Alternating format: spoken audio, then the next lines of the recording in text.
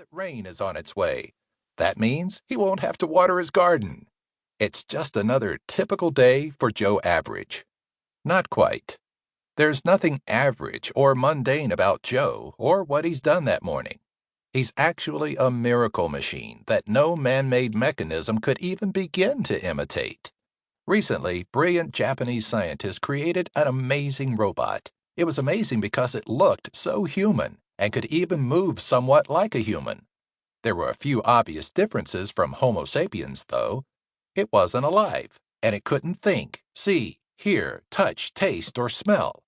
Despite this, it was a marvel of human technology, the very best we can do at this moment in history. There were a few other things the robot couldn't do. It couldn't run, walk, or even stand on its own 2 feet. Scientists had to hold it upright because they didn't know how to create feet that balance an upright body of that size, let alone walk and run. Human feet are far too complex in design to imitate.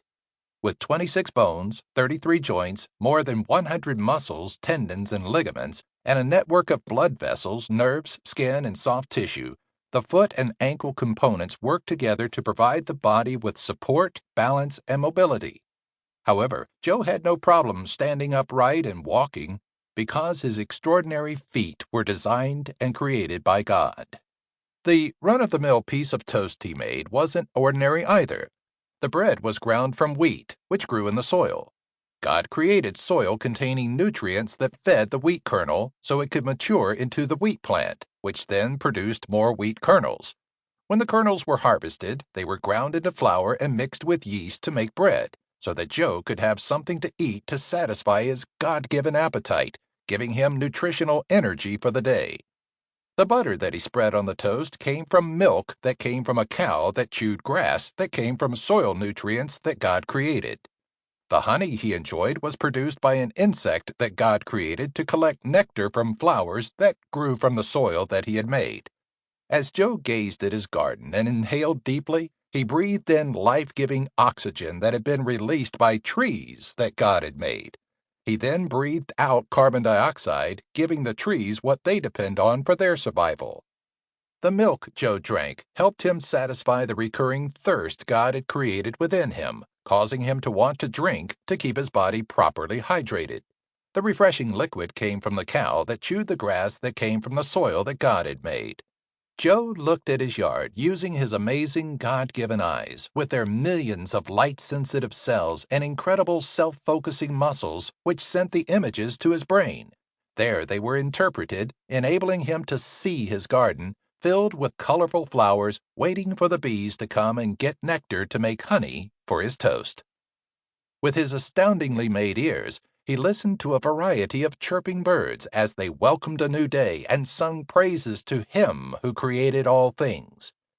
It began to rain, and as the drops fell through the atmosphere, the sunlight shining through the transparent liquid splayed out into the 7 colors of the rainbow. The sun's rays are traveling at 186,000 miles per second in a perfectly straight line, until they are refracted into myriad directions by that tiny, fast-moving water drop. When the little water drop hits the ocean surface, it sends out tiny waves in a perfect circle as its energy is absorbed into the vast ocean. The water surface looks flat to Joe's unaided eye, but over the horizon, the seemingly flat ocean curves to his left and right, as well as in front of him, and on the other side of the earth, it turns upside down. Yet it doesn't spill into space because of the same law of gravity God created that pulled the drop from the great cloud to water Mr. Average's garden. This is all happening as Joe stands on this huge ball of dirt we call Earth, which is spinning around as well as moving through space at 67,000 miles per hour. As the Bible so rightly observes of the wonders of God's creation, in Acts chapter 14, verse 17, it says, "He did not leave himself without witness, in that he did good, gave us rain from heaven and fruitful seasons, filling our hearts with food and gladness." Yet despite this evidence, Joe can't think of a single thing that God has ever done for him. Do you believe there's a God who made all these things? If not, then you create a cow that can chew green grass and make